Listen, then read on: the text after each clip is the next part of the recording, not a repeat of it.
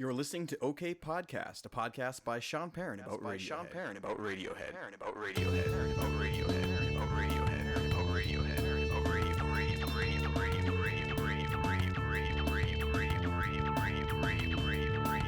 Welcome to OK Podcast, the show for Radiohead fans. I'm your host, Sean Perrin, and today we have an extra special episode where the mic was turned around on me, so to speak, by my fellow Radiohead podcasters over at Idiotalk. Now, this was an extended episode. They have a sort of format of doing a really, really long intro that actually is a lot of fun.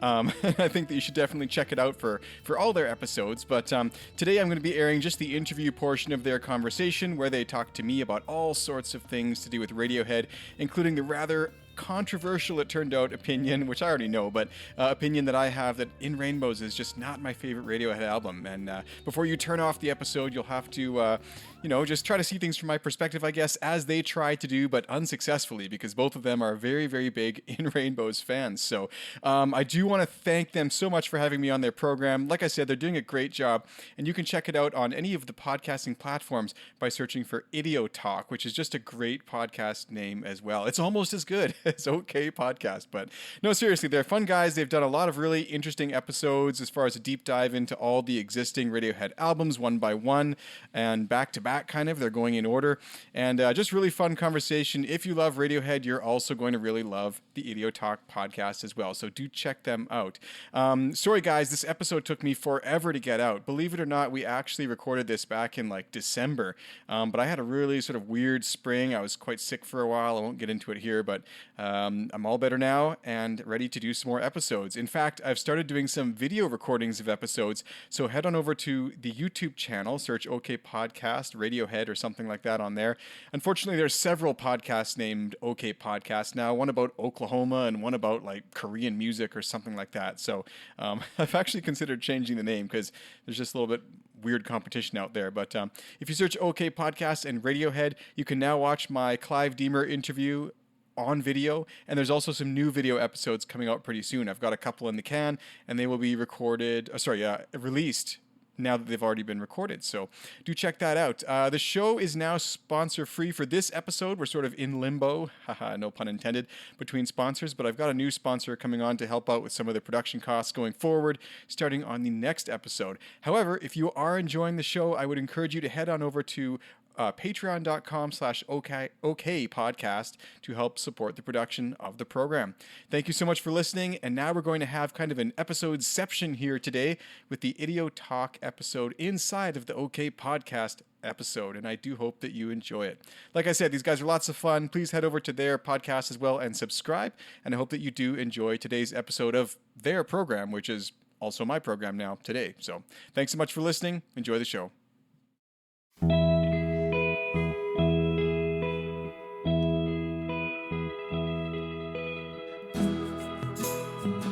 Welcome back to Idiotalk, listeners. We are very, very excited to have a guest with us tonight who is calling into the podcast all the way from Calgary, Alberta, Canada. He is the founder of a couple podcasts, the Clarinet podcast, which was founded in 2015 and is the world's most popular clarinet podcast. And not only the most popular, but also the first clarinet podcast on iTunes. And we're going to talk about that. But I think even more pertinent to this show, he is the founder, proprietor, host, the brains behind the operation that is the podcast OK Podcast, a Radiohead podcast. Now, that already, I'm sensing some shared DNA between that podcast and this podcast. Listeners, welcome Sean Perrin to the show. How you doing, Sean? I'm doing great. Thank you so much for having me, guys. Yeah, thanks for being here. Now, before we get into Radiohead too heavy duty, I would love to hear you and Zach kind of talk about how this came to be. And whichever of you wants to go ahead. We yeah. don't want to get into it too soon. I've heard listening to some episodes. We want to wait a while, right? Right. Yes. Yeah. We like on this podcast to very slowly reveal very inane information is a key component of this podcast. I was like, oh no, Well, don't tell them about the Radiohead podcast too soon. That's true. Hold on. Maybe we should record an alt where I'm just like, all right, so this virtual stranger is here. And Some guy from the internet is here with us tonight. yeah, and we already know he's listened to the podcast. He said that. So as far as our listeners know, you could be here just to you might have major beef with Idio Talk podcast, mhm. and that could be why you're maybe, here. maybe that's why I'm really here tonight. Oh, I look But forward to no, well, I think it's pretty funny because I remember I listened to your guys' content a few episodes so far. I'm trying to get all of them through, but there's a lot now, which is great actually. I think it's great you guys are doing so many. Um, but yeah, actually I find it so funny. I remember I was talking to Zach about it actually. I think you said something, Walker, in one of the episodes, like we don't say sorry here or something like that, and I thought that was pretty good. So no, I like the humor. I like the concept. I like that I like that it's a different spin than I'm kind of doing on my show. Um, so it's always great. I think that it's one of those things to have more conversation about Radiohead's probably better, right? Yeah, It's not like someone's going to be like, oh no, we can only have one Radiohead podcast. In fact, I think there's like six or something. I don't know who really listens to some of them because I can't even name them all probably. But it definitely was not a lonely world out there when I started. So one more is totally fine by me. well, see, I appreciate that, but I have taken a different attitude on this show, Oh, so you which guys are here is to berate me? no, I'm okay with any Radiohead podcast that existed before Idio Talk, and But you not do after. predate, not afterwards. This is the last one. We're I had closing a the book. I guess so, right? And that's so I remember I was listening to you guys at first. I didn't know it was going to be a comedic vibe to it, and I texted Zach. I was like, "What do you mean you guys don't know of any other Radiohead podcasts? You've been on my podcast, Zach." And he's and like, I was like, listen, 5 more minutes in. Don't worry, "Yeah," it's okay. and I was like, "I And think you my were still sarcasm meter is broken." It still is. So sorry, guys. well. I think that's kind of where I wanted to elaborate on how we came to know each other, Sean. Because even though we're all joking around here, I will say Yeah, let's cut the if bullshit. Let's get serious yeah, Yeah, let's here. get serious. We're talking this is about too fun. Radiohead. Exactly. Wait, are we No. though? No, Well, it's kind my of funny goal is to because stall it for as long as possible to get to the Radiohead. I want this to be like 59 minutes of intro and then 1 minute of Radiohead at the end. so initially I reached out to Sean and he was so gracious in his response to me because I was a huge fan. I was and am a huge fan of OK Podcast. And yeah, like you said, it's a different kind of vibe, different kind of spin. We've gotten some amazing guests on there. It's definitely shorter. We've talked about the length at length at this point of our show. I talk And about yeah, so Radiohead. you talk about Radiohead. But I was sort of sensing because I was just so loving the podcast. I was like, man, it's got to be hard because like there's only so many guests that one could get because Radiohead don't give regular interviews. And even though, like Walker mentioned, Clarinet is an immensely successful podcast and an OK podcast seems like it is as well. That's sort of like the mystique of Radiohead, right? Is that they're not, going on shows left and right. And I just kind of emailed Sean and asked him like, what are the challenges associated with that? And he was really gracious to respond. We kind of struck up a conversation, and then eventually he invited me to come on the show and talk about Radiohead, which listeners you should go listen to. It's a great episode chatting with Sean on his show. We'll put it in the notes. But it's just so funny in retrospect to me. I'm like, it was very courteous of you to not be like, yeah, thanks, I've got it, but instead like kind of strike up a conversation about the band and honestly really kind of bring up my Walker's done podcast before, but bring up my kind of confidence and interest in starting a show about Radiohead. So we definitely think of you as our pod brother in that way. No, I appreciate that. And I definitely think you guys are doing a good job. And I think that it's, I love your intro music and the vibe. I think it's just fun. I think it's good sometimes to have a, fun spin on things too. I always took a more kind of serious approach, I guess, to the interviews and things. But it kind of made me think too, like, yeah, it's okay to lighten up a bit and Mm-hmm. from time to time. And but it's funny. There's a funny story a little bit here too. So the reason OK Podcast isn't quite as successful as my other show is not entirely just because um, the other one was started earlier. I mean, I have almost 200 episodes of that one, but OK Podcast is around 15 right now.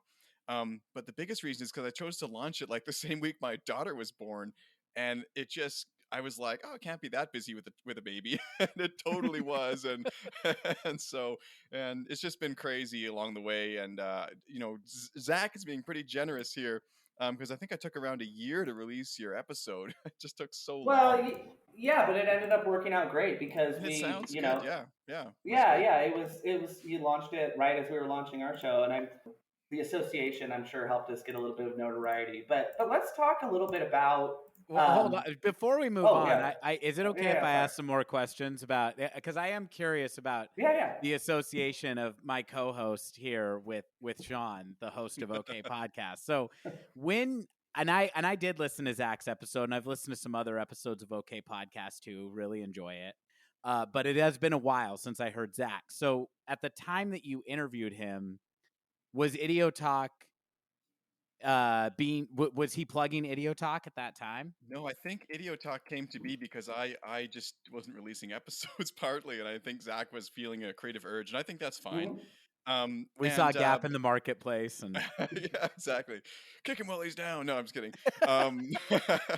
But no, I think that it's kind of it honestly it motivated me to get the episode with Zach out because I was like, what am I doing? Why did this take me so long? And I just got it together, got it out, and but I did want to get it out in time for you guys to kind of give you a bit of a boost if I could. Because I was surprised when I logged in after about a year, the numbers were really good. I mean, some of these people, thousands of people have listened to some of these episodes, and not real big names too, just like fans. And I think that that's some of the best stuff is just talking with fans Mm-hmm. about their experience meeting with the band, listening to the band, what they love about the band, all sorts of Mm-hmm. stuff, right? And but it inspired me to reach out to some people though, like Christopher O'Reilly. I had tried him years ago and never got him on, and just was like, oh, whatever, I'll just leave it. But he was gracious. He was actually in my city, and that's how we ended up connecting. I was like, wait a minute.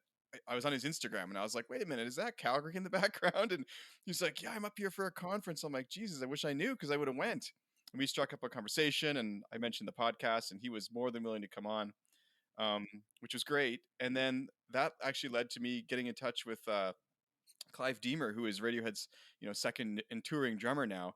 And we talked a couple weeks ago, and that interview is like just finished and waiting to come out, but I haven't actually released it yet. So maybe I'm Monday. excited to hear that. Yeah, I didn't want to speak to that unless you were comfortable mentioning it, but Yeah, isn't no, that it's so totally all cool? good. Yeah, it's so cool. Oh. But I've also talked to the guy who recorded on National Anthem with the horns or saxophone, I guess he plays. And it's been an interesting journey. Steve Hamilton, that guy who has that OK Computer versus Brahms or whatever it's called. That Mm-hmm. was kind of fun too. So I kind of tried to have a blend of bigger names combined with fans and YouTubers and people who do covers. Mm-hmm. Warren Lane, everybody knows too, of course. But Mm-hmm. we actually struck a bit of a chord, no pun intended, and he's been helping me work on even some songwriting projects and guitar. And basically, I'm having like some guitar and production lessons with him. So yeah, it's been good. It's what I love about my first podcast too. Is it's just all the connections and meeting people, and I feel like I have friends all around the world and enemies now Mm-hmm. too, or copying me. No, I'm just This is what I'm curious about, Sean. Now Zach comes on your show as a fan of the podcast. Then by the time the episode's coming out, he's sneakily become your competitor in the No, that's not really what podcast happened, though. space. That's not really what happened. We've been talking about it, and I was like, yo, because we actually kept in touch. We just, I don't know, Yeah. struck a vibe, and we kept in touch over the year. And finally, I was like, look, man, I got to get this episode out. If you're launching your show, I want to have this out too. And he'd actually asked me, is it cool if I do this too? And I was like, Mm-hmm. yeah, man, it's totally fine. It's all good. I think that, like I said, I sometimes the more the merrier, right? I mean, I don't think there's a problem. More people talking about Radiohead and but you're right. We should. It stops now. Like let's let's make a pact. If we find anyone else, we're gonna head out there and So I'm unable to sow discord here between our two podcasts. Is what I'm finding. You're completely unflappable. You know what I think this is. This is we each have kind of our share of the market space, and right now this is like in The Godfather when the five families have to sit down and make a decision that affects all the other family. exactly. I guess so. Sean, like, what got you into Radiohead in the first place? Do you have like a pivotal moment in your life that this band kind of came into your consciousness? What was your journey getting into the band? Yeah, so back when what grade was I in? Probably like grade 10 or 11. I think it was like 2002. Um, I just, used to go to record stores, right? And Mm-hmm. that just used to be a thing. And I used to love going to record stores. And I basically had a part-time job to buy CDs, and I was trying to save money on CDs because I was buying so many. And I would go to used CD stores, which is an unimaginable concept now. But anyway, I went in one day and I was getting into a little bands here and there, and mostly like punk and like Offspring and some 41. You might not know that band, but just stuff like that. Oh, buddy, And we know some We know Sum 41. do you know 41. some 41? Yeah, yeah. We I, know they Just hail from Canada, but they were yeah, big they but here do, too. they do. I've seen them live. It was my first experience seeing a mosh pit, and I was like, "What is going on?" But I loved some 41. I mean, I was their target demo. yeah, well, Their a lot of rebellious kids were attitude back really then. spoke to 14-year-old Walker. Exactly right. But I discovered a local band from Vancouver called Matthew Good Band, and they just had a different sort of tone to the songwriting. And I still think he's one of the best songwriters there's ever been, and some really great albums. But I discovered his music, and I sort of ran out of it. He only had 3 or 4 albums at the time, and I went to the record store. And the guy, I said, "Hey, I'm looking for something kind of like Matthew Good Band. What do you know of?" And he just said, "Oh, you probably would like Radiohead, but all we got right now is this CD, OK Computer. It's a bit weird, but you might like it." I took it home, and I had this strange pleasure in like listening to it the first time and finding that it wasn't quite as good as Matthew Good. And I was like, I don't know, I felt like a weird, almost like pretension about it. I was like, yeah, this guy sounds like a weirdo, and I guess he is, And a creep. and a Mhm. creep. Yeah, I just thought it sounded kind of tacky for some reason. I don't know why, but I've since learned that anytime I have that reaction to music when I don't like it at first, I better learn to love it because it's coming, you know. Mm. And it was just like sitting there in the background while I was doing math homework, and I was kind of zoning out to it. And this is a great way to listen to Radiohead actually when you're not fully like listening. You're just kind of like it's there, if that makes any sense. And Mhm. suddenly something just struck me about it, like the interplay between the bass and the drums and the little cello thing that I've kind of heard over top. And I was like, damn, this is actually really interesting. And I got like obsessed from then on. The next few weeks, I bought all of their albums. I remember because I would go for the 3 for 30, and they had 9 albums at the time. Um, and I had to like add something else because I was getting all 8, but I already Mhm. had the ninth, and I didn't want to buy it again. Mhm. And or sorry, not 9, but there was EPs and stuff like My Iron Lung and all that stuff you could throw in there. But I couldn't make quite a set, and I had to buy something else, which I don't know what it was. But now I'm really rambling. But yeah, no, I just discovered it because of other music that was similar, I guess, thanks to that guy at the record store. And it Mhm. just struck a chord with me. And I remember going to pick up Hail to the Thief when it came out, skipping class, Well, going to do let's it. let's pause there for a second because I love that you started at OK Computer. Because Sean, I know that we've mentioned it several times. I know that you can play strings. Walker and I have both listened to some of your music. It's really good where you're playing guitar and stuff. And you mentioned Warren, but it seems that woodwind and brass, which is what the clarinet is, right? It would be Woodwind, yeah. woodwind. Is that seems to be kind of your focus and like where your proficiency is at? Is that accurate?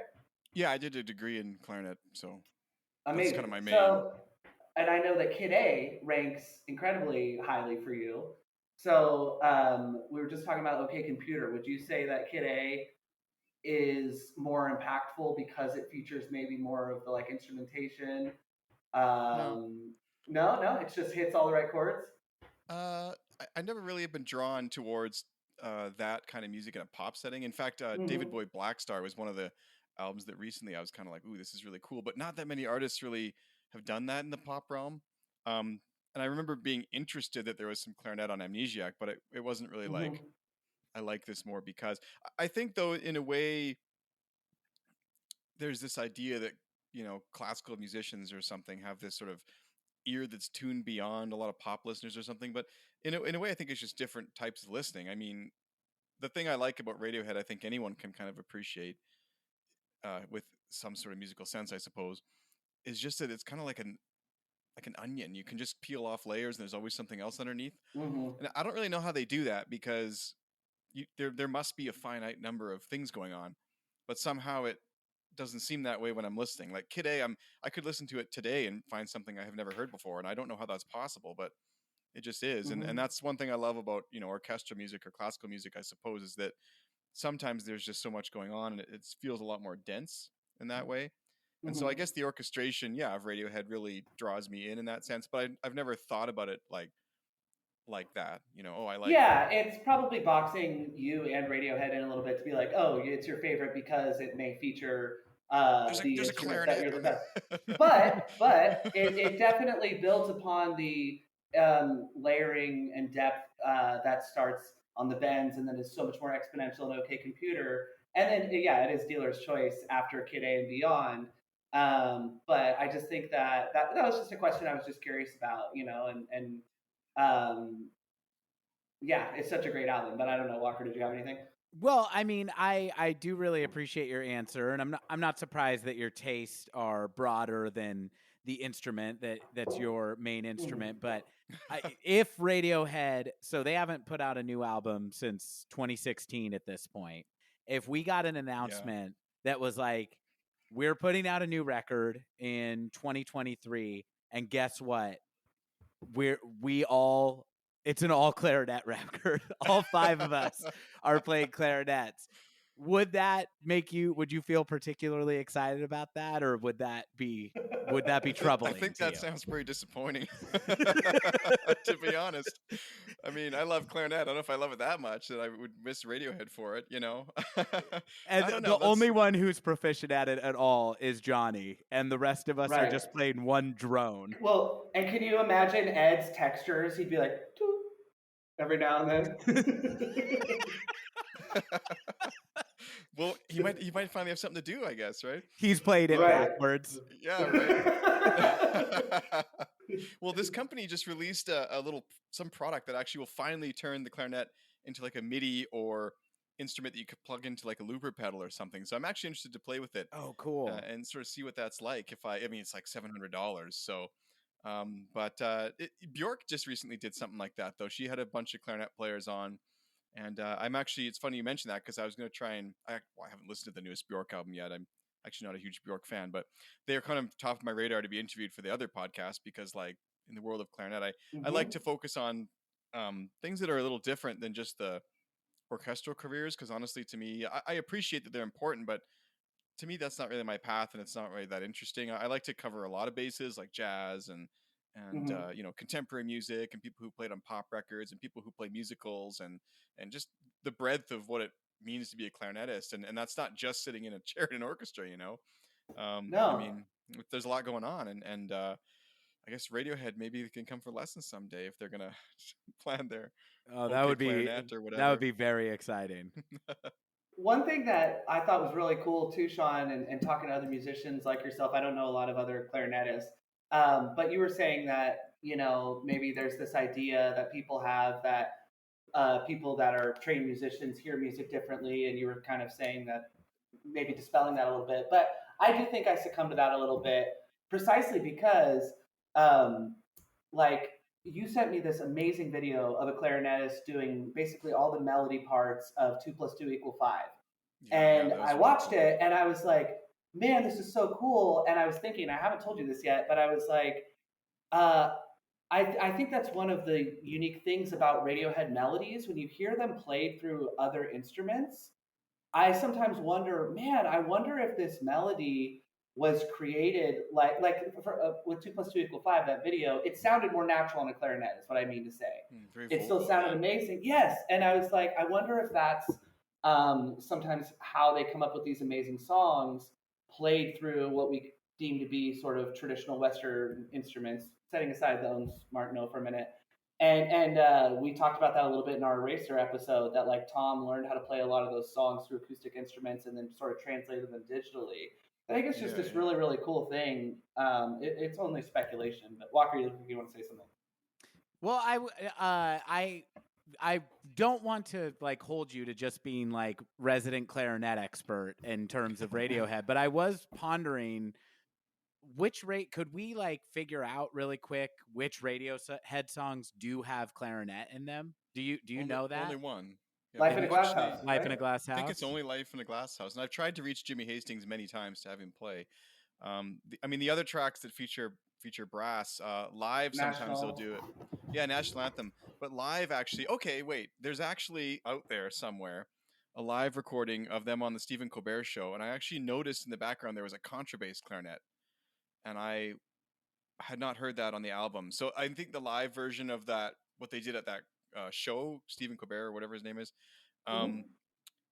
he had brought along, he being Tom York, they brought along the people to play national anthem, and I think they just put them to work on a couple other tracks because they played, I think it was might have been Bloom or something, Morning Mr. Oh, Magpie or something okay. like that. Mm-hmm. Yeah, it's on YouTube, and I just noticed it. So like on the studio, I'm almost 100% positive there's only clarinet on Life in a Glass House, but in the live setting, I've seen it, the contrabass there, and they've played Live in a Glass House only once, or sorry, Life Mm-hmm. in a Glass House live only once with Jimmy Hastings and never again.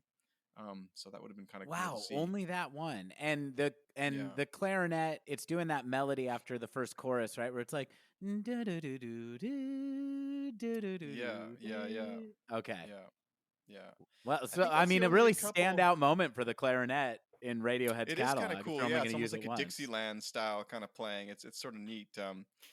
And but yeah, those are the only. There's only a couple songs. There's National Anthem and there's Life in a Glass House. There might be a couple other like small moments that use, Mm-hmm. brass or wind instruments, but they don't come to mind easily for me.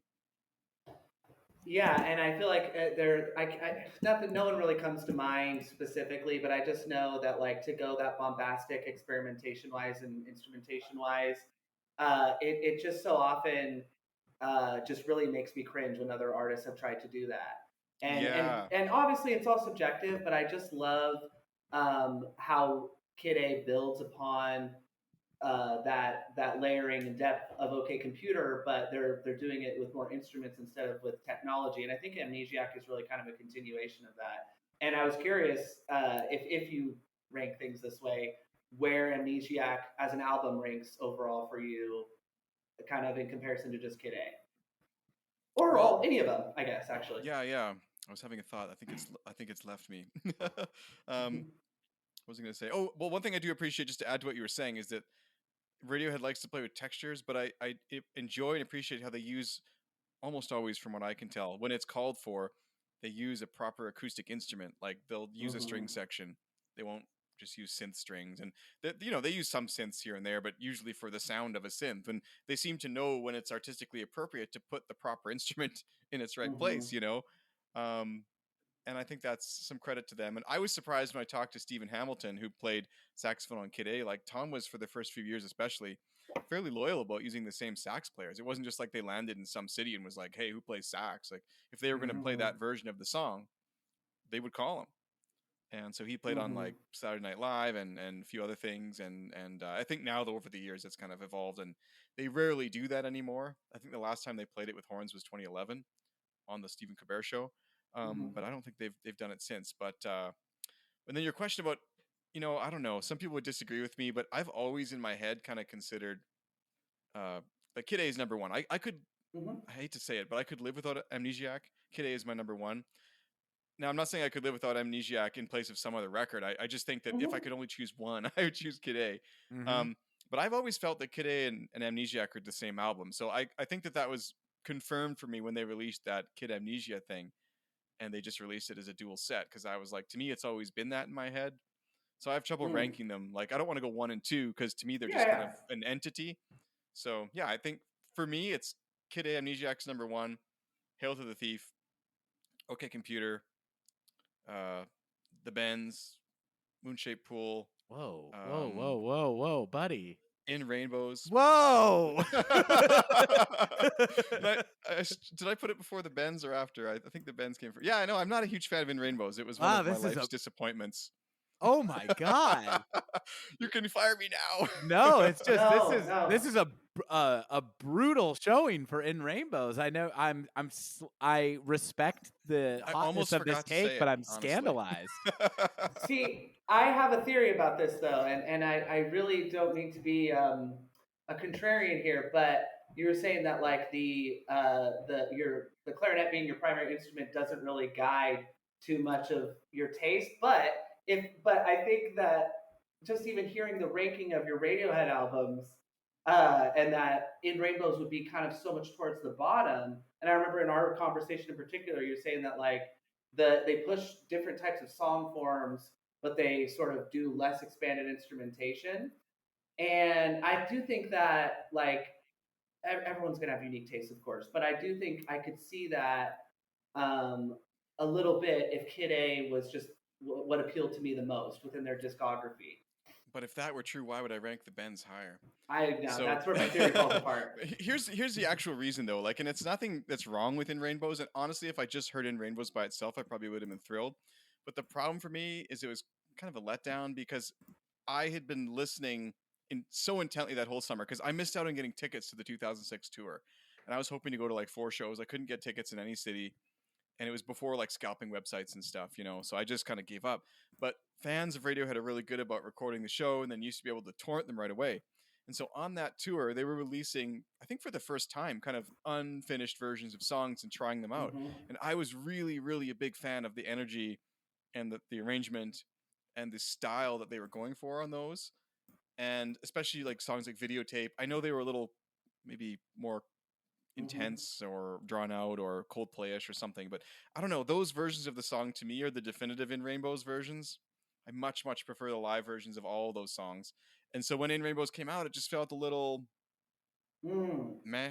I didn't like it the same. I have my I had my playlist of the live shows, and I still would rather listen to a lot of those live versions than the album ones. And I don't think it's a bad Mm. album. I just for me it wasn't I don't want to criticize them for moving past the Radiohead sound, but for me, they were discovering their sound a bit in Hail to the Thief after the Kid era. I felt like they could have taken that a little further and adapted a little bit more, but they did go back to their roots. But I think that's one level of my I don't want to say dislike of it, but it's just not my favorite for those reasons. I don't know. Mm-hmm. They departed from their sound that I was becoming very attracted to. So you're not entirely wrong. I mean, that is one of the reasons. But Mm-hmm. also, just I don't know. The live versions to me were just better, and I wish. I guess in a way, I actually really prefer the live, from the basement for that same reason because it kind of had a little bit of that energy back, but it was still the arrangements that I wasn't so fond of in the end. Okay.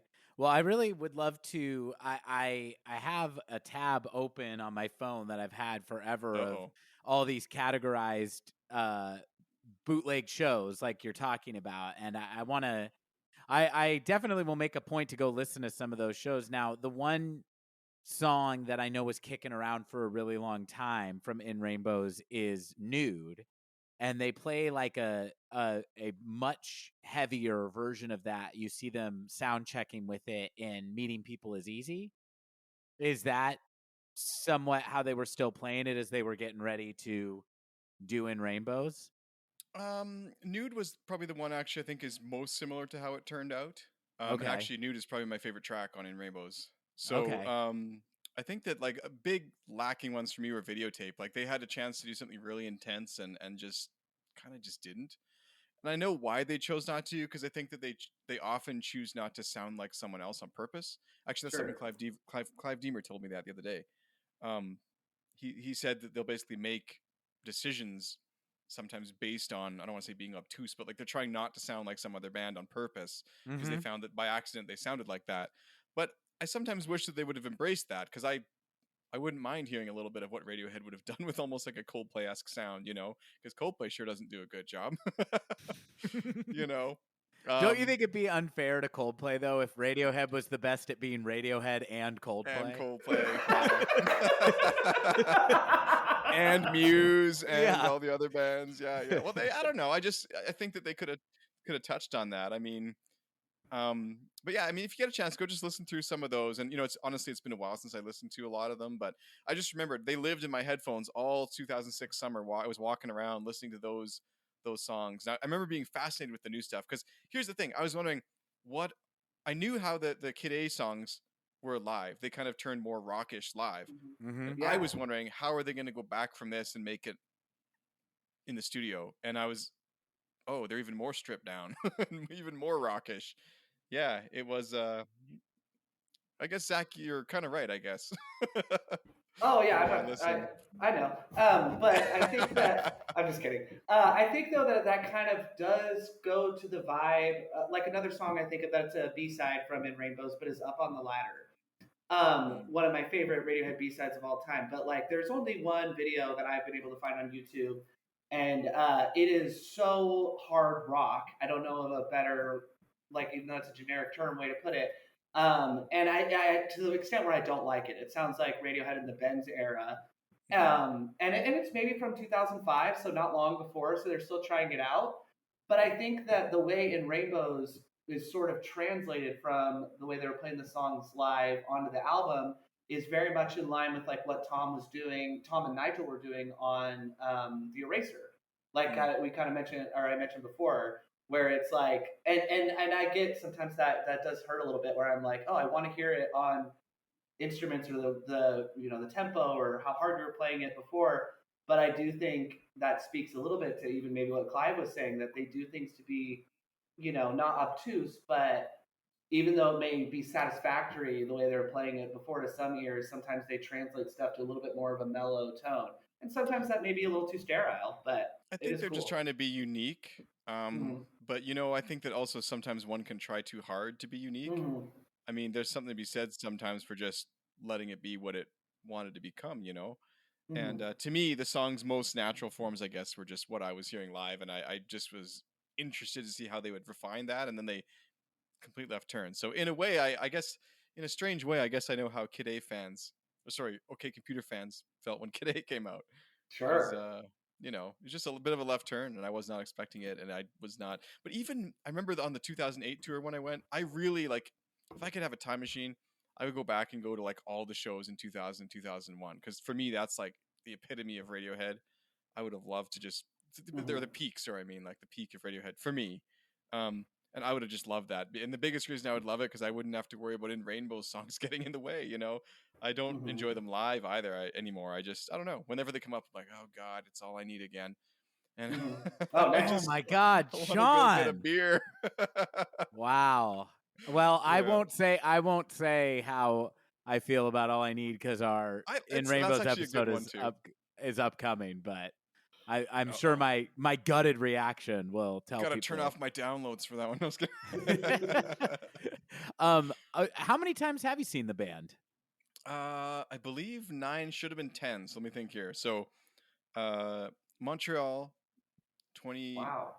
2008, Okay, this is your first show. um, first show, and then New York, same year, same tour. And I was only supposed to go one night, but I found a guy to sell me tickets to the second night, so I went twice. And then that same tour, I went to Vancouver, so I went 4 times that summer. And then I didn't actually see them again. I was supposed to go in 2012, and I was in Toronto, and that was when the stage collapsed and they got canceled. Mm-hmm. So that was shitty. Obviously for many more reasons than me not seeing Radiohead, but I just felt, I was pretty upset after that, as everyone was, I guess. So that would have been 5, and then I saw them twice in Montreal, 2016, twice in Montreal, 2019. Sorry, Wow. 2018. Once in Seattle. Wait, we're already up to 9, and then I also saw Tom York solo once. And yeah, so I guess should have been 10 times, 11 if you count Tom York's solo show. But I didn't get to go to the Toronto one, obviously, because nobody did. So, Yeah. That So is a very respectable number. That's yeah. well, it's I'm considering I always had to travel either internationally or over 1,000 kilometers. Yeah, it was not easy. So, What year well, did you okay. see You're allowed Tom to think whatever solo? you want about In Rainbows. Now that your bona fides check out. I suppose Zach, so. Zach, What was sorry. your question, What Zach? was your question? What year did you see Tom solo? 2019, just before the pandemic, and that was Okay. when I met him. Yeah. Well, that was going to be my Whoa. next question. Yeah, I know that you met Tom, and I was hoping you could talk a little bit about that. Yeah. So actually, for those listening, I did a whole episode about this, just talking about it, because I wanted to I don't know, I just wanted to share the story while it was fresh in my mind.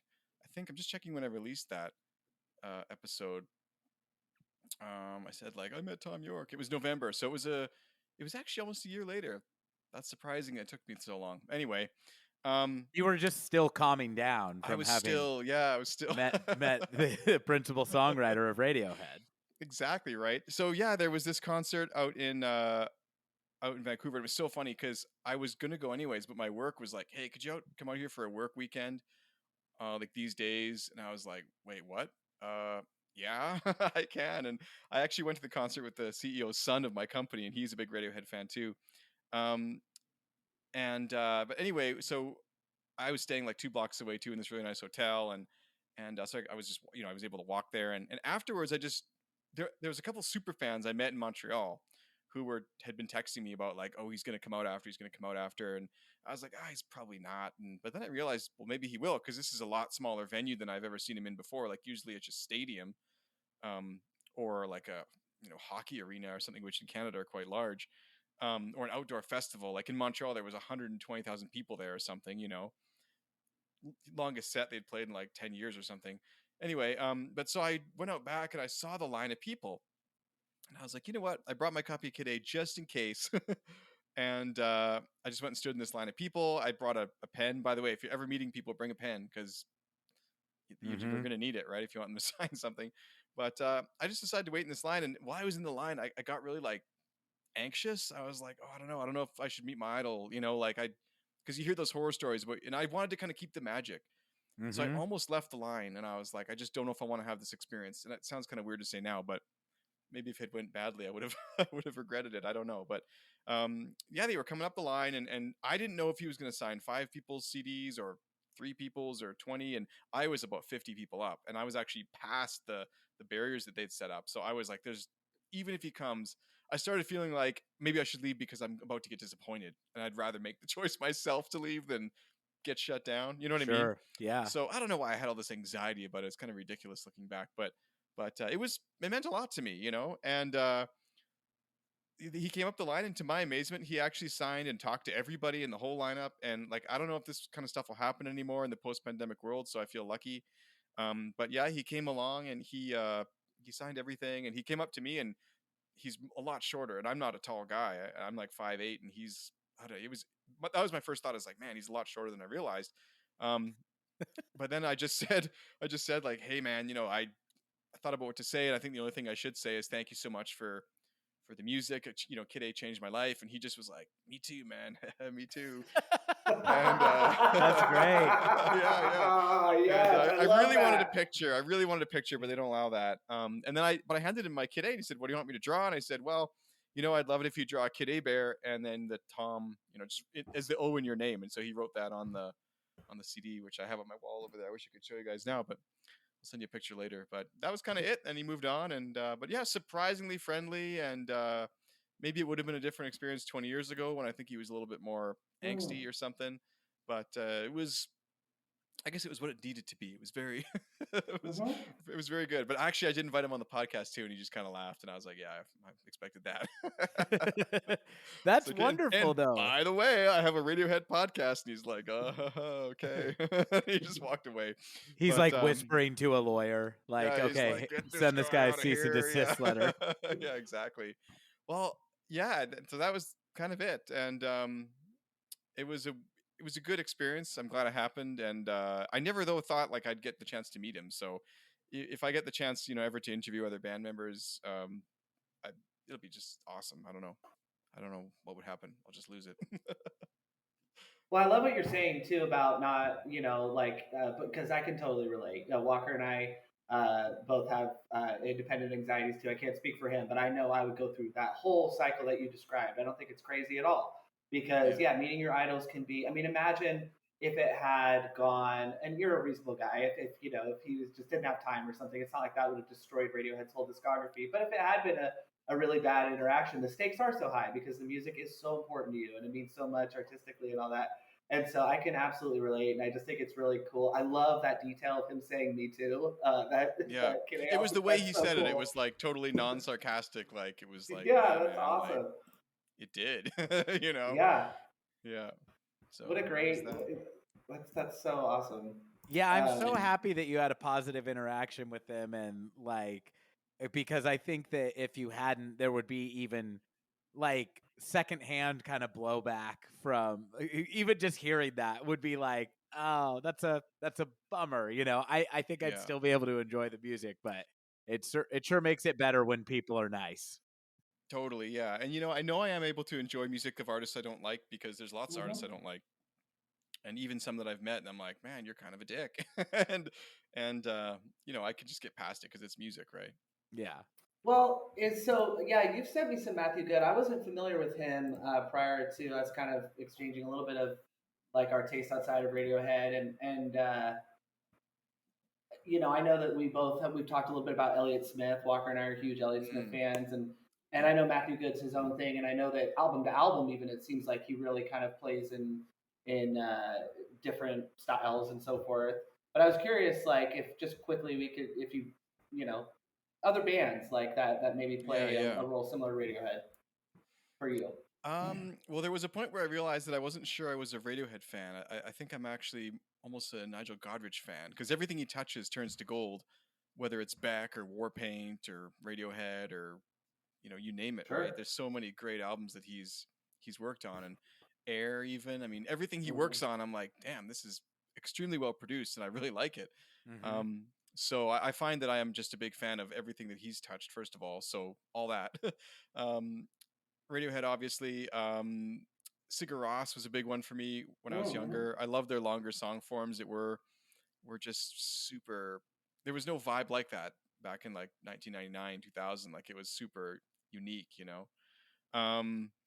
What else did I listen to? Yeah, Elliott Smith. Let me just open my. I can't open my iTunes because my drive's not plugged in. But Matthew Good was a big one for me. And I still think he's actually one of the greatest songwriters. Talk Talk, I'm a huge fan of. Mark Hollis, it's too bad he died a couple years ago. Yeah, Yes, I like Yes a lot. Mhm.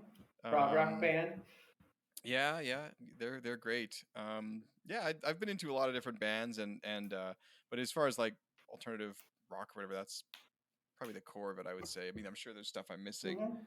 but that's kind of the ones that come to mind It's right just now. always interesting to hear folks that are equally passionate and like excited about Radiohead because they are such their own amalgamation of so many different styles. What else they listen to? And Sigur Rós, the Icelandic band, like quite a few people that are really into Radiohead. There seems to be some overlap there, but yeah, I was Well, just one of curious. the problems with Radiohead, I don't know if you guys had this or have this, but a lot of people report this side effect of listening to Radiohead is that you kind of can't get that feeling from any other band. After Yeah, like you're kind of like I jonesing for it. suffer You're from like, that for yeah, sure. it's like, oh god, I got to get my fix of that Radiohead feeling, and I can't find it anywhere but Radiohead. What am I gonna do? I got the same. Like my wife What's says, this? The smile? Okay, I'll give it a try. This is close. puts a smile on my face. Yeah, but my wife, she jokes that she used to like Radiohead before she met me, and you just can't do it anymore. It's just it's too, you know, and When it's I was probably younger. true. Yeah. When you before I met Sean, I liked Radiohead, and now Yeah. it's just there's only so many times you can listen to. I have a bad habit too. I don't know if you guys do this or what is wrong with me or what this trait is, but like I'll put on a song and like it just gets stuck in me for like a really long time. I think the worst one ever was Morning Bell.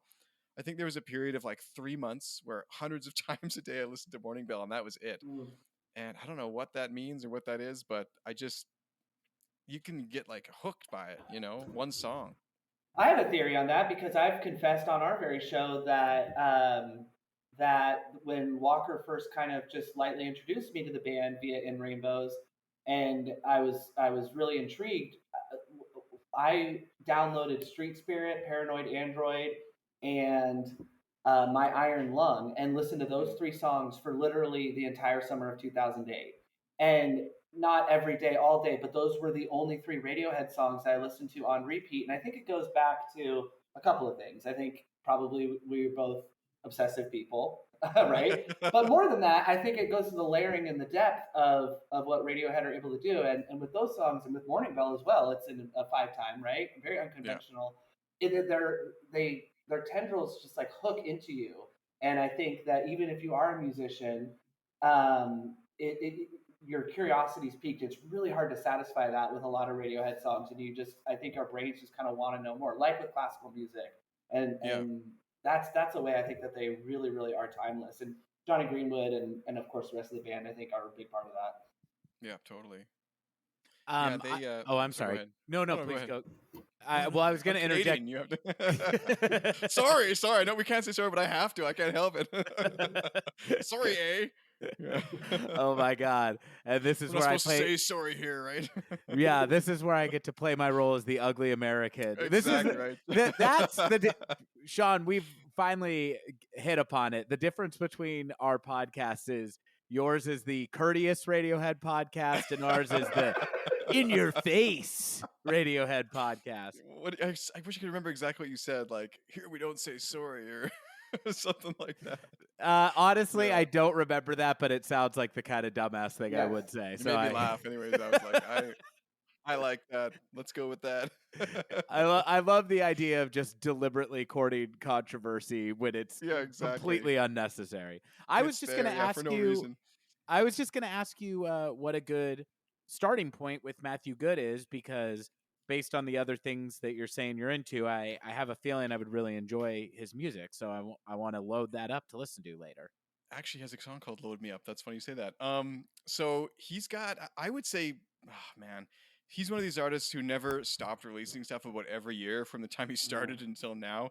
So Okay. in my opinion, he's a little too prolific, and a lot of his later stuff, like, it has its merits. But if it were me, I would say stop around 2007 for now. And Okay. then some of his longer form, weirder stuff.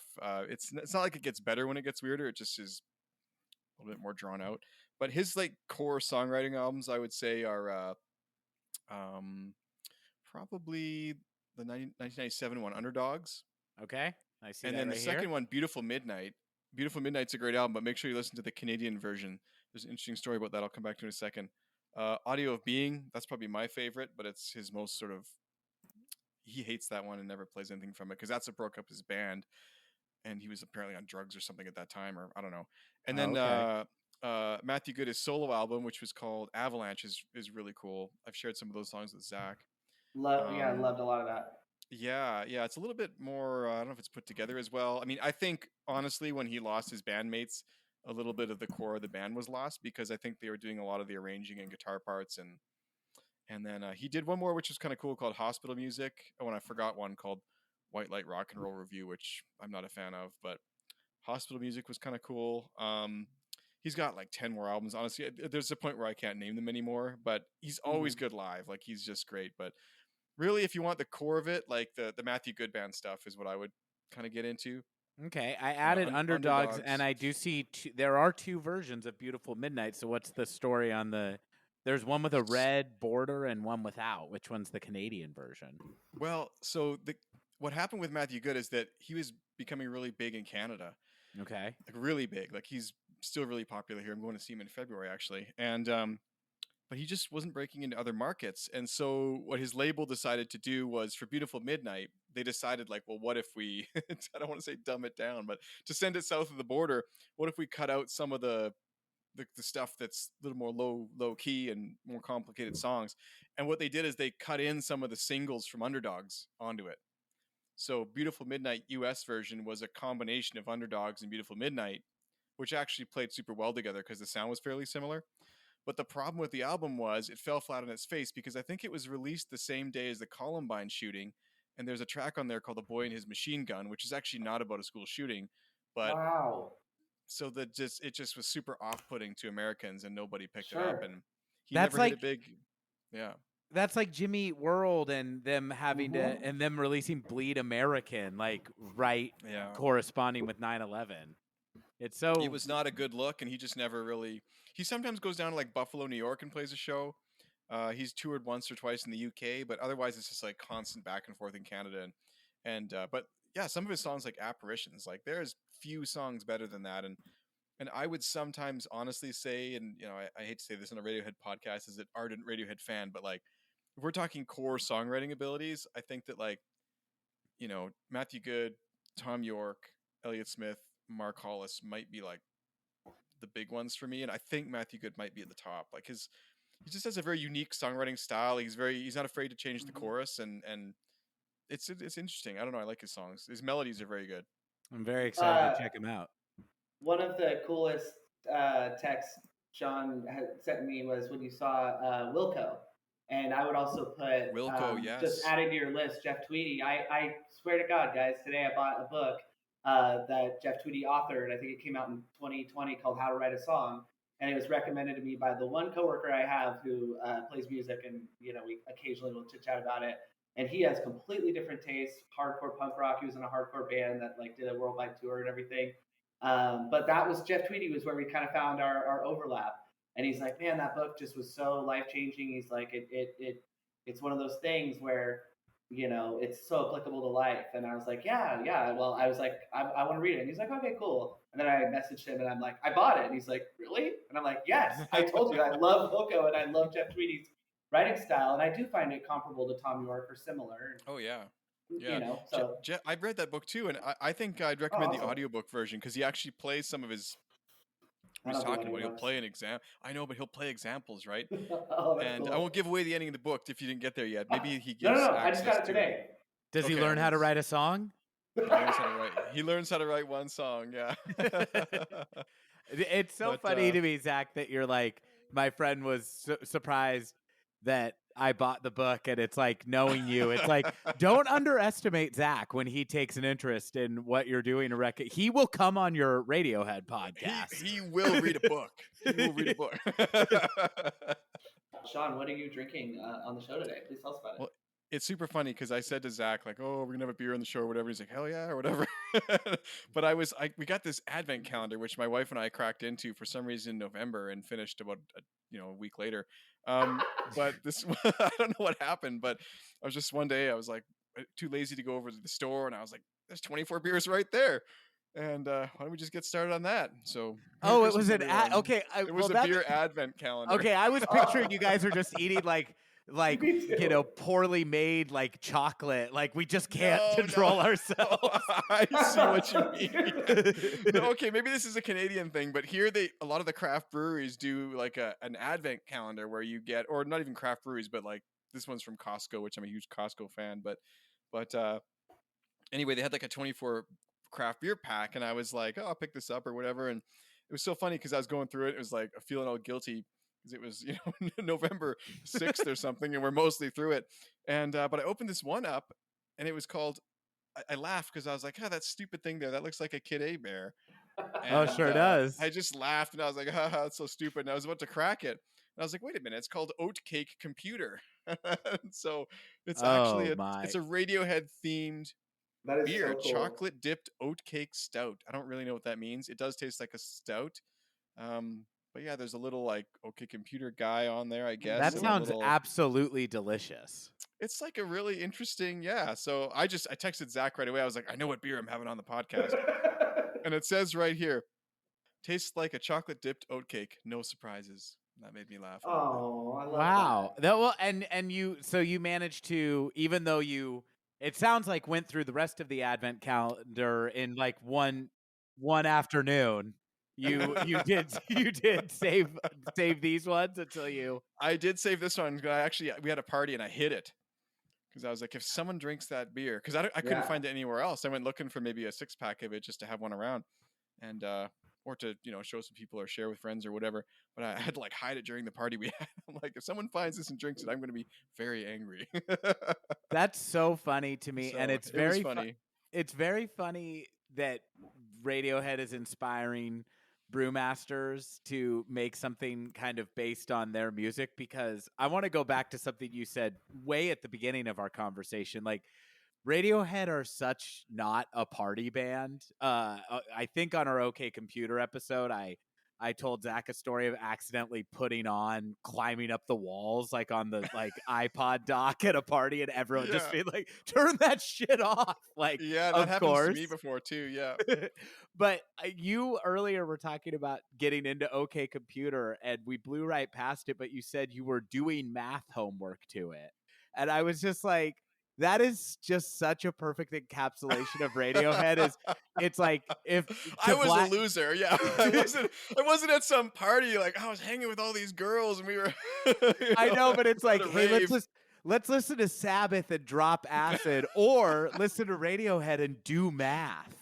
Do my math homework. Yeah, I was like a good student. I came home and did my math homework.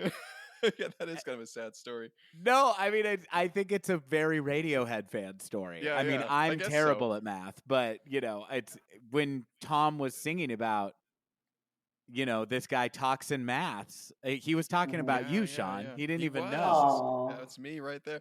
Well, you say something interesting is that I am actually very glad I lived when I lived, because I think that I would have missed something had I been a little older or a little younger with Radiohead, because like Radiohead fans are all, I mean, the core of their fan base is probably right now about 25 to 40, maybe 45, right? Mm-hmm. That kind of 15-year window when people sort of gravitate towards music. But it caught me at the perfect time in high school when I was like getting into music, and then throughout university, to release a couple more albums and just kind of get to see them on tour and all those kind of things. It was a important part of in my life to discover them, and I guess I'm pleased I was sort of had that in my life. And I guess other people, if you were a lot older than me, it'd be the Beatles or whatever. But I mean, let's be honest, most Radiohead fans, they're like dads having a midlife crisis right now. It's perfect to get back into it, you know. Sure. Mm-hmm. Gotta spin some of that up here. I mean, Well, yeah. and I think to Walker's hilarious observation too, the people that were doing their math homework to Radiohead are the people I literally want to hang out with. So it's it worked out. Yeah, People yeah. that were partying and listening to Aerosmith can fuck off. Well, there is a bit of a but There's there is a bit of there's like a that idiotalk community. attitude again, Yeah, making exactly. enemies with the Aerosmith fan These community. freaking Americans I'm talking to here. I'm at the concert. Excuse me. Cool Aerosmith shirt. Yeah. Exactly right. But no, I think there's a little bit of kind of a vibe too of like Radiohead fans. They've got each other's backs. Actually, I remember at the Vancouver show in 2008. It was so funny because the label reader stopped working, and this was back before like all this Ticketmaster bullshit and stuff like that. And you needed a physical ticket that you printed at home and came to the Mhm. concert. And I remember it being really funny because it was sold out, obviously. And but the machine had broken to check the tickets, so people were running across to like there was a Kinko's there, which is like a photocopy store, Mhm. photocopying tickets, and just everyone was just going in. It was like, but it was like understood, like, oh shit, there's some guys over Mhm. there that don't have tickets. Let's help them out and go get them some tickets. We have each other's backs because there's no mosh pit. We're just standing peacefully Yes, everyone crying to just the stands music. and, Yeah. yeah, crying There's a by there's a themselves. sway pit where we Yeah. gently bump into each other while Yeah, sadly but rocking back and forth. yeah, and it's some sort of stupor of depression. Yeah, I guess so. I don't know. I've never really identified with that with Radiohead. It sounds very energetic to me, but maybe my tastes are just really strange. No, I totally agree. I think that it's fun to play into like what the stereotype of people who maybe listen to them, but like I, I mean, just look at the band play live. Look at Johnny. I mean, of course they can rock out. I Yeah, think Phil doesn't know how to rock out, but he's an amazing drummer, so it's okay. yeah, But no, I couldn't agree more. And I mean, it's and that is I don't know if there's any band that has such variance to their sound within an album. I mean, you just listen to OK Computer, you have Paranoid Android, and you have No Surprises on the same album. And it's like yeah. bands have modeled their entire sound after No Surprises or after Paranoid Android. But you Oh, have one totally. band doing both. And it's just, I mean, obviously, as they've matured, I think that they have leaned into a vibe per album a little bit more, maybe starting with In Rainbows. But that is just I think something that sets them apart so much.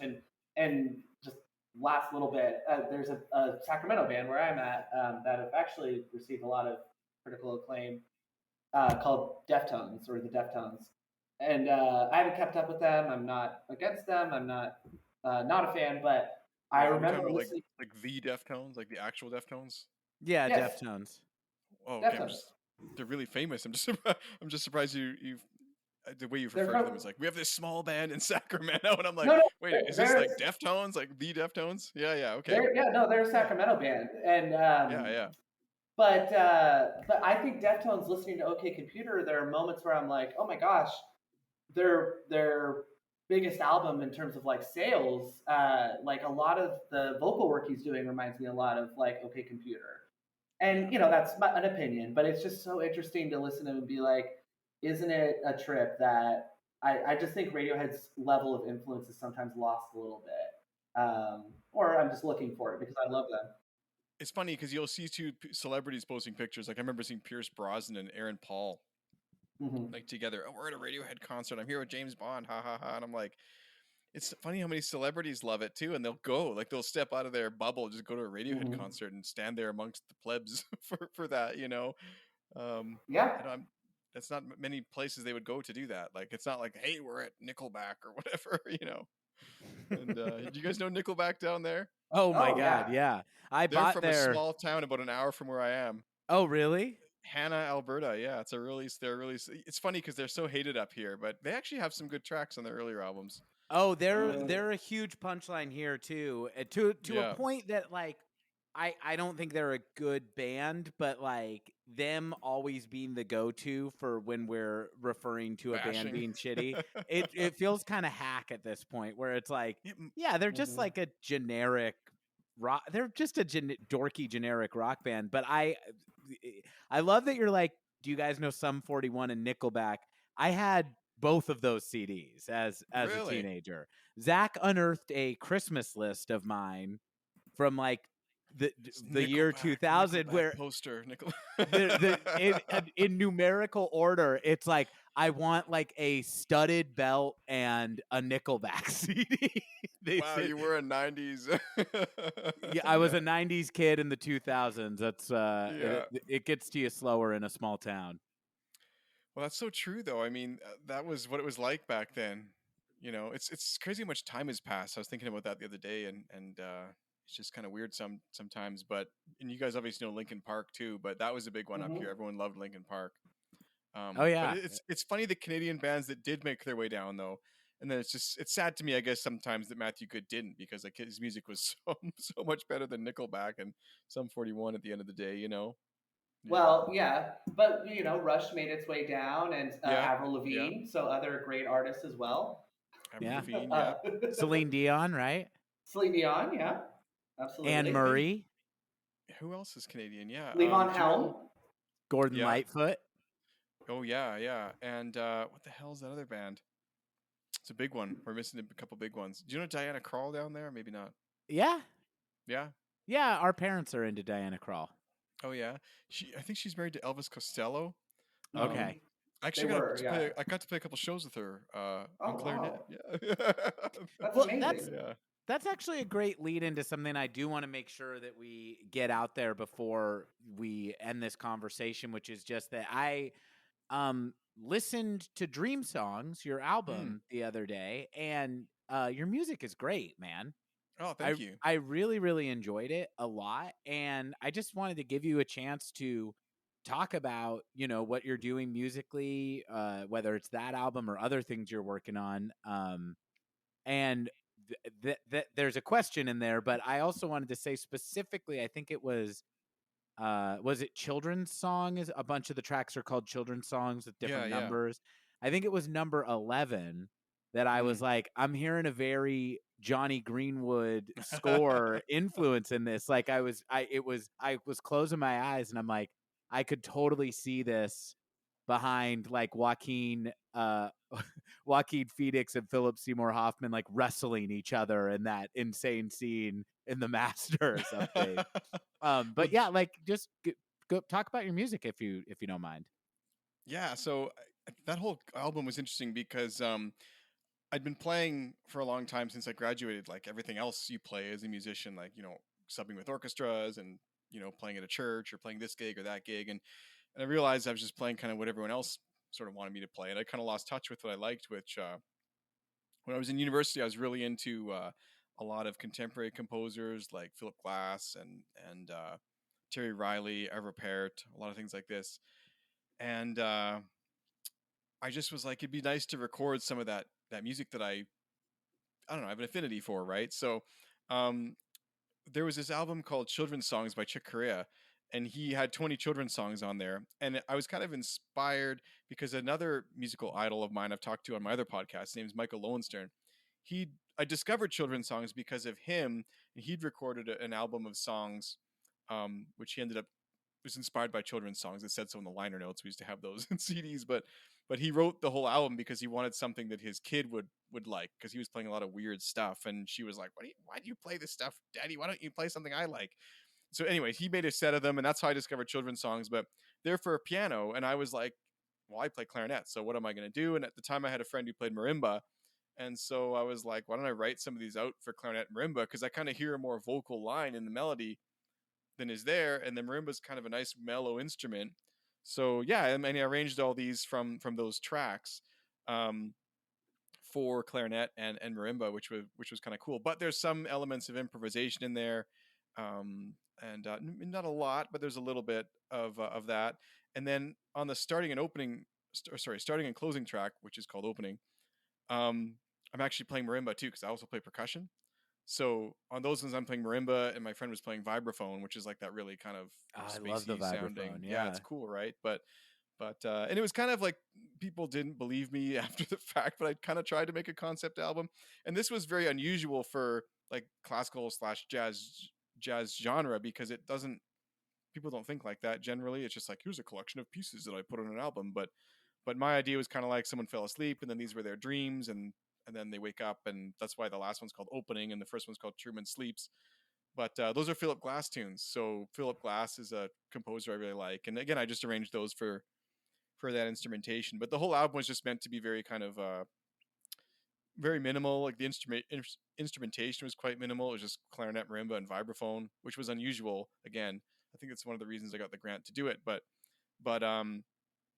it was kind of crazy because I got to record again, very unorthodox for classical music, or jazz, I guess. But you'd normally go to like a venue and record, but I was in the studio where they record a lot of rock albums, and it was like $1 million facility, and the guy told me there's like $20,000 worth of mics in front of you, man. Like I was like, that's pretty cool. Okay, no pressure. Mm-hmm. And yeah, I worked with some cool people, and it was really fun. And I would have liked to do more, but that very next year I had a really bad hand injury and severed 3 tendons in my fingers.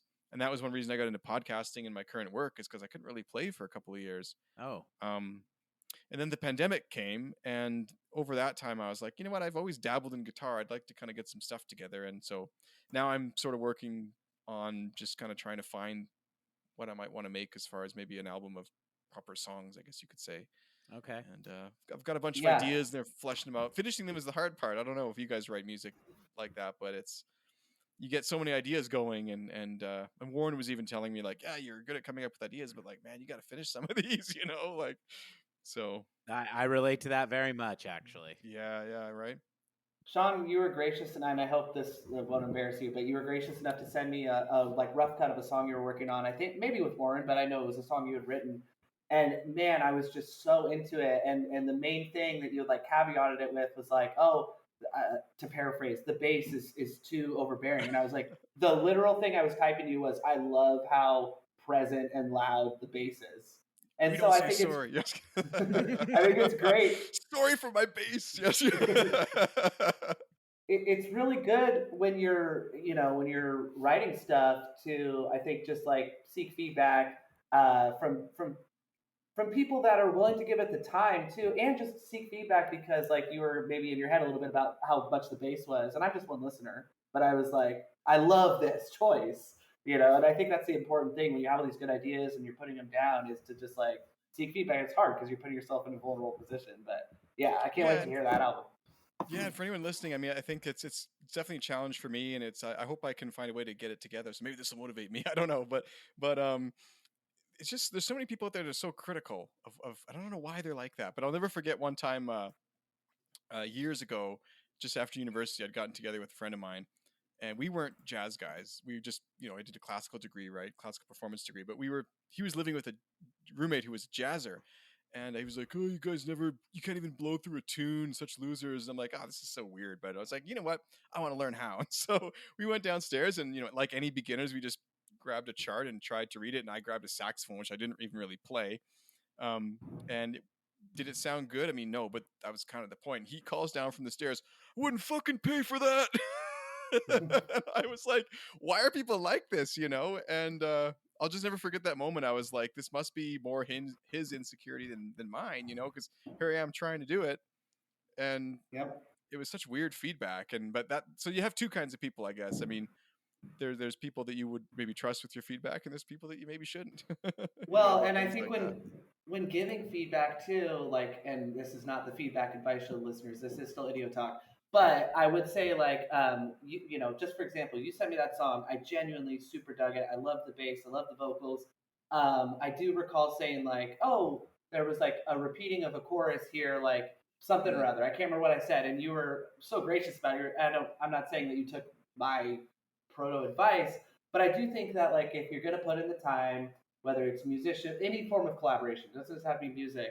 put in the time, and then the recipient will be a lot more receptive to potential ideas instead of like that jerk you were just describing. And that it's such Exactly. basic human interaction law, but I think when it comes to something as vulnerable and as personal as art and music or creation in general, it's very important to get to attempt mastery over those skills, and then you can collaborate with people instead of being like it's Totally. great and lying all the time. Oh, I love it, I love it, I love it. That doesn't get you anywhere, nor does being a big jerk like that guy. Yeah, and actually, it's very funny you say that because you also have to be careful of feedback that's too good. Like if Mm-hmm. there was someone who told me one time, like, um, you should never trust feedback from your enemies or like your mom, but it's the people in the middle. Like, it's not like "good Yeah. job, Sonny, I love it." That's maybe not the best Well, what if feedback your because it's mom is your almost enemy though? well, I guess you can't trust her at all. But you know what I mean. Like you got to kind of trim Yes. the fat, like the good and the Yeah. bad, the stuff that's way too negative. Like maybe it's not worth taking seriously. But same with the way too positive. Like if you don't want to have like yes men around. You want a Hmm. little bit of constructive feedback, right? And so it lies somewhere in the middle, I guess. But yeah. I mean, it's definitely there's so much to learn, and I've said that to classical players before. There was one guy one time who said to me like, "Oh, pop music is just so stupid and so simple." And I was like, it's so simple, eh? I challenge you to write just one hit song. Just go do it. And many bands never accomplish that after a lifetime of effort. So don't you sit there Hmm. with your freaking bassoon and tell me that it's easy. you know Hmm. like, come on. That Yeah. I love challenging somebody to write a hit song. That's Yeah, if it's amazing. so easy, I can't wait to hear it. Yeah. What's the riff, man? Like, let's go. Yes, and that person, I mean, not to, but people like that, I think too. I could definitely understand that level of frustration when they put their whole life, energy, effort, career into being proficient at understanding music at so many different technical levels. Then they hear what's proliferate like on the radio or whatever, and you're like, okay, I could figure out that 145 in about 2 seconds. But then you look at like real pop songs with genuine complexity, like any song Paul McCartney wrote during the Beatles' tenure and thereafter, or John Mhm. Lennon, and it's like Lady Madonna changes keys 3 times, and it's one of the most poppiest pop songs, and it has piano, guitar, I could go on and on. So I think that person, people like that, I can understand why they get feeling that way towards Taylor Swift or whatever that's on the radio, but it's like that's one aspect of pop, and what I Yeah, I mentioned is just wouldn't one aspect too. I wouldn't even need to push them there though. Like for me, there's a real element of production and finesse that goes into even a pop song. I don't appreciate like Taylor Swift. I would never listen to it, but Mm, the level of finesse and just getting it how it is very very difficult. I wish I could hmm. remember the name of a book. I think it's called The Song Machine, and the guy talks about I think it's Ace of Base and just that producer and just going into the life of it. It's very very interesting, and it just makes you realize like, man, there's just so much more going on to these pop tunes than Hmm. people give credit for. It sounds so simple, but there's a lot of like Steve Jobs almost, like there's a lot of complexity in that simplicity, and Hmm. deciding what not to include and what exactly to include, and what will hook the mind of this generation. And like it's really really hard to write a Hmm. song like that, even if it is not as timeless as Kid A or whatever. Well, I think American Idiot by Green Day, like that album, I think that album has a ton of like long-term re-listen value. And Billy Joe Yeah. Armstrong has maybe one solo on that entire album, and that is definitely a band making a comeback, but it's a pop album. And the arrangements are more complex than stuff they did before and after. But that to me is just one that kind of occurred to me, where it does have like Ed Walker. Does American Idiot still is it still listenable for you? I love American Idiot. I love Yeah, I I like love it too. Green Day. I mean, and Yeah. and I think that the reason they endure so much is because Billy Joe Armstrong writes some of the best melodies ever. Like they're Hmm. just he writes really really catchy, unique and long lasting melodies. Well, it's like the guy, some of these players, like even from U2, The Edge, Hmm. or the guy from Rage Against the Machine, like some of these riffs and that when you learn them, they're not that hard, but it's Yeah. amazing effects and just getting that vibe in the sound, and Yeah. it's crazy. They're so Tom skilled at that. Morello Yeah, Tom is Morello's he awesome. that's such a good call, Sean. There's not too many hard Rage or Audio Slave riffs. They are usually a little bit like, oh, this is like kind of a lot of I forget the word, but chromaticism in them. But yeah, it's all about kind of the tone and then collaborating. Obviously, with Zach De La Rocca was huge on that. But Totally. Especially too when you hear Tom Morello, he does take a more traditional solo a couple times on the first Rage Against the Machine album, and it's like, oh, this guy can actually like shred if he wants to. It's Yeah. Yep. just like that's like not what the song calls for. It's like Yeah. he's more about like coming up with these really unique sounds and writing these big chunky riffs. Hmm. And And that yeah, actually reminds me of Radiohead too. We can talk about that here, right? that reminds me though a bit of what Radiohead's so good at too, is like what the song needs, not what they Yes. want. And that's like, we joked about Phil earlier, but Phil is an expert at that. Yes, absolutely. Exactly. And I've never, even live, like he has such great restraint. Like he doesn't throw in any extra fills just to be flashy, or you know extra cymbal crap at the end of Hmm. songs. I hate that. When they're doing all that Yeah. kind of stuff. He's always very much kind of on point, which is, he's a great drummer. Yeah. yeah, And yet, plays the what would song. the song There be without Phil? It would be a good song, but it is one of the most unique, incredible Oh pieces of yeah. music, in my opinion, ever written because of what he is providing steady. When we were listening to it and doing our episode on it, Walker pointed out that I was like, it's never changed once. And he's like, oh no, but except for that one snare roll.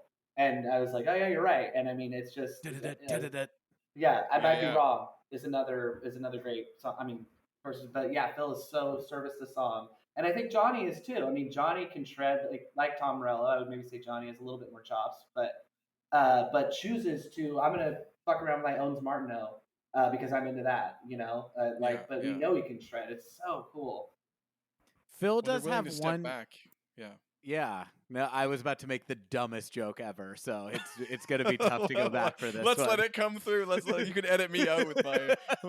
Who's this I clown interjecting about Radiohead? Just kidding. I was gonna say Phil does have one kind of off-putting habit in the songs, though, is whenever he does a fill, you can sometimes hear him way back on the track going, "Did somebody say my name?"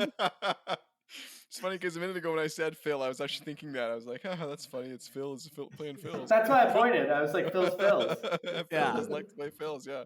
Okay, worth going H back I, for. yeah. Thanks for that. Yeah, that really made it. Well, I wanted to get this in before Walker had to dip out because Sean, you've been so gracious about. You've made way more Canada jokes than we have, but we do have like more in common, not only with our northern neighbors, but with Calgary specifically. We have a Walker and I's younger sister lives in Calgary, so That's right.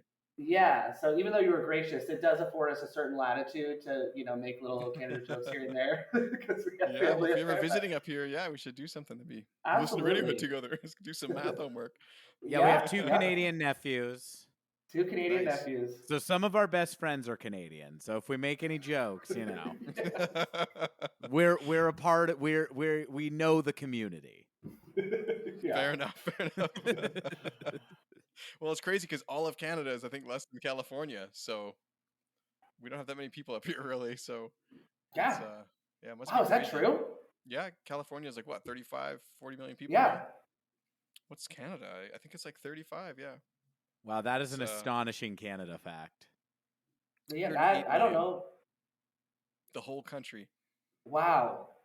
like world's second biggest countries. It's extremely spread out. Yeah, yeah. Wait, so do you know our sister and brother-in-law? I don't know. Maybe, maybe I do. Yeah, they're my neighbors. Yeah, They're in the. Hey guys, get in here! yeah. Come Get on, in What say if- here, guys. hi. There. What if he fucking did? Maybe I do. Yeah, yeah. We'll That go would to be this after amazing. the call, I guess. Zach will But, text you a picture and Yeah. It's a small Canada, as they say. Sean, can you tell people where to find your music or anything else that you want them to check out? Yeah, well, thanks again for having me on. So you can check out OK Podcast at okpodcast.com. I think I also have radioheadpodcast.com. So either of those domains will get you there, I think. And then yeah, if you just search, if you want to listen to that Dream Songs, it's on Spotify, Apple Music, all those kinds of things. But just search my name, Sean Perrin, and that's if you want to listen to the Clarinet podcast. I can't imagine why, but you can check that out at clarinet.com as well. But there's actually some great interviews on there, but it's definitely for clarinet players. But there's been some interesting people, like people who've had really long orchestral careers and things like that. But Sean, I don't play clarinet, and I really enjoyed some of the episodes. Yeah. So. I guess it's good. The host is all right. No, it's interesting. It's been really good to get to know all those people and talk about it. And for any musician, I guess there's a lot of value there for sure. But yeah, that one's clarinet.com. So and there's also a third one launching soon, but I don't know enough details to really go into it yet. But watch for that also. Okay. That's wonderful, and really appreciate you being on our show. And I know I really held your feet to the fire about if there is any animosity towards our show following in your footsteps, and you insisted there isn't. And I'm still not 100% sure this isn't a case of keeping your enemies closer. It'll be great podcasting against you guys. Zach, did you have anything that you wanted to say No. or ask Sean before we? I would just like to say, Sean, thank you. Thanks for coming on the show, and thank you for being welcoming into the podcast fold. And I can't wait to cross promote and do all that good stuff. But yeah, it's been such a joy chatting with you. Yeah, and if you guys ever come to Calgary, let's do whatever Americans do up here, I guess. Get some poutine, because I still don't know what it is. Oh, poutine? What? I've had poutine. It's yummy. How can people not have poutine? That's so sad. So it's basically for those. We don't even have healthcare down here, man. Forget about poutine. Well, you got to get poutine first, and then you'll need the healthcare, right? Because poutine leads to the healthcare, I think. That's what we've been doing wrong as a nation. Yeah, you can't start without it. Yeah, I mean the cheeseburgers are close, but poutine. I mean, so poutine is French fries topped with cheese curds and gravy, essentially. But like some places will take beyond that and put like bacon in or whatever. And actually, breakfast poutine is a really popular thing now up here. So it's like hash browns with cheese curds and maybe bacon with hollandaise sauce on top. So Canadians love poutine. I don't know what it is, but I mean, if you've never had poutine, get yourself some cheese curds and some gravy and do it up. It's pretty good. It's worth it. Well, I'm going to come visit your neighbor, our sister, soon. So we will go get some all poutine. Go for poutine together, and say sorry to everyone we see. And right? As the American, I'll do the offensive stuff, and you can apologize on my behalf. Yeah, you can walk around just like pushing people, and sorry about him. That's how I envision our visit, anyways. There goes Zach up the street. He's from the Mean Radiohead podcast. Yeah, exactly. Yeah. Don't listen to that one.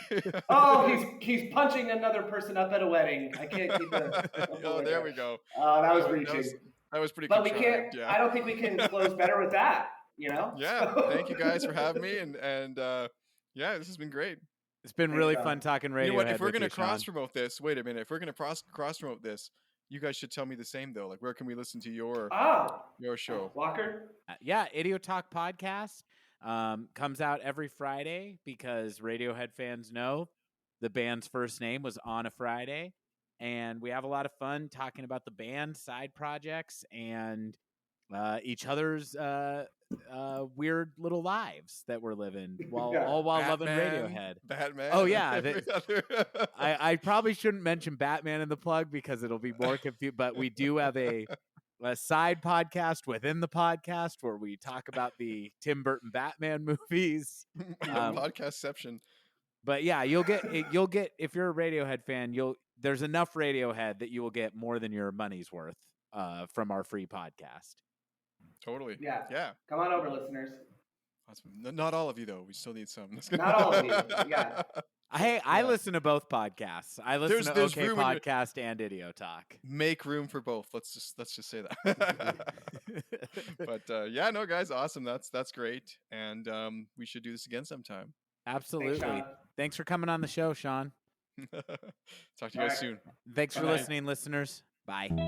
Idiot Talk is a Glenn Brothers production. Get in touch with us at idiotalk.podcast@gmail.com or follow us on Instagram at idiotalk.podcast. And thanks for listening to